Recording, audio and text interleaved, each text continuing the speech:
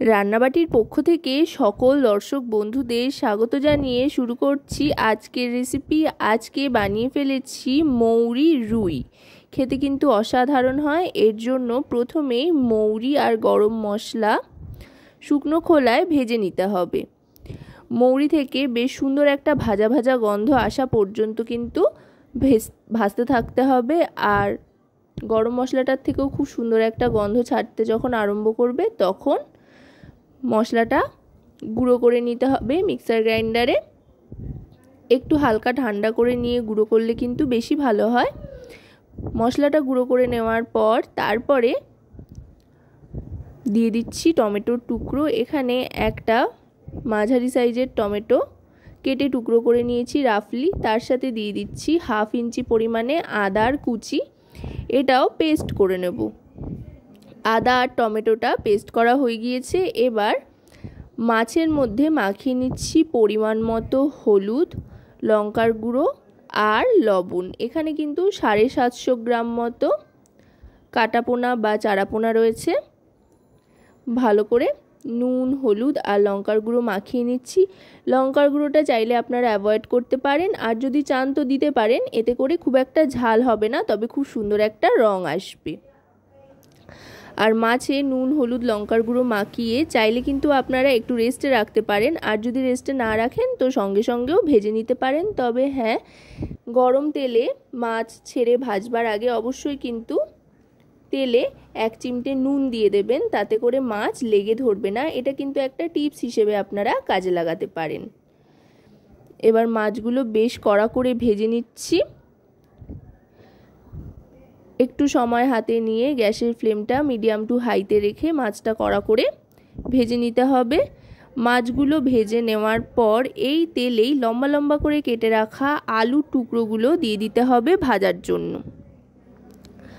আলুর টুকরোগুলো বেশ লালচে করে কিন্তু ভেজে নিতে হবে। যেহেতু মাছের গায়ে নুন, হলুদ, লঙ্কার গুঁড়ো সবটাই মাখানো ছিল, সেই জন্য তেলেও একটা সুন্দর রং চলে এসছে। আর তাতেই কিন্তু আলুটারও খুব সুন্দর একটা রং আসতে আরম্ভ করেছে।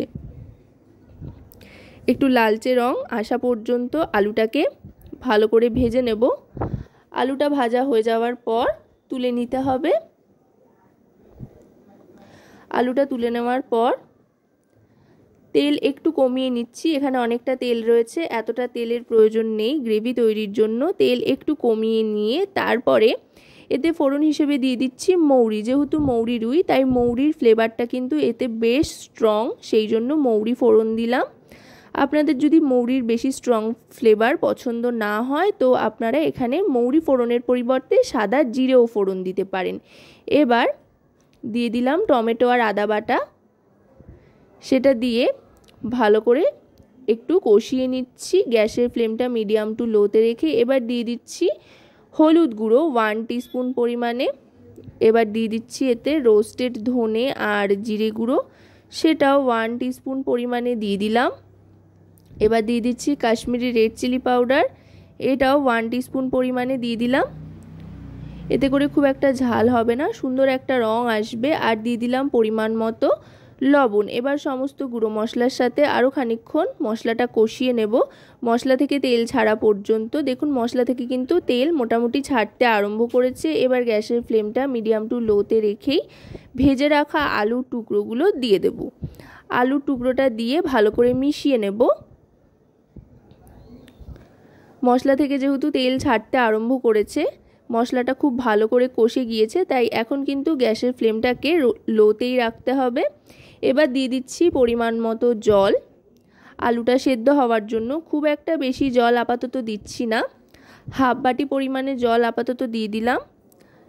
1/2 বাটি পরিমাণে জল দিয়ে গ্যাসের ফ্লেমটাকে মিডিয়াম টু লোতে রেখে 2 থেকে 2.5 মিনিটের মতো ঢাকনা চাপা দিয়ে রাখতে হবে। 2.5 মিনিট বাদে ঢাকনাটা সরিয়ে নিলাম। দেখুন কত সুন্দর তেল ছাড়তে আরম্ভ করেছে, আর আলুগুলোও কিন্তু খুব সুন্দর সেদ্ধ হয়ে গিয়েছে, আর অসাধারণ একটা গন্ধও আসছে, দেখতেও দারুণ লাগছে। এবার মৌরি আর গরম মশলা দিয়ে যেই মশলাটা তৈরি করে নিয়েছিলাম, গুঁড়ো মশলাটা, সেটা এবার দিয়ে দিলাম। এটা দিয়ে আরও বেশ খানিকক্ষণ রান্না করে নেব, 30 থেকে 40 সেকেন্ড মতো। ভালো করে মিশিয়ে নেব মশলাটা। এই মশলাটা দেওয়ার পর কিন্তু একটা অসাধারণ গন্ধ আসতে আরম্ভ করবে। এবার বেশ কয়েকটা চেরা কাঁচা লঙ্কা দিয়ে দিলাম। আপনারা চাইলে আলু সেদ্ধর সময়ও কাঁচা লঙ্কাটা দিয়ে দিতে পারেন, আবার এই সময়ও দিতে পারেন। এতে করে কাঁচা লঙ্কার যে একটা কাঁচা তাজা ফ্লেভার থাকে সেটা কিন্তু একেবারে থাকবে। আর ভাতের সাথে চাইলে মেখে খেতে পারলে এটা কিন্তু আরও অসাধারণ লাগে। এবার দিয়ে দিচ্ছি জল গ্রেভির জন্য। অবশ্যই কিন্তু ঈষদুষ্ণ গরম জল দিতে হবে, যেহেতু মৌরি রুই তাই একটু পাতলা ঝোলই হবে। আর এই গরমে একটু হালকা পাতলা ঝোল কিন্তু খেতে দারুণ লাগে। এবার দিয়ে দিলাম চিনি পরিমাণ মতো।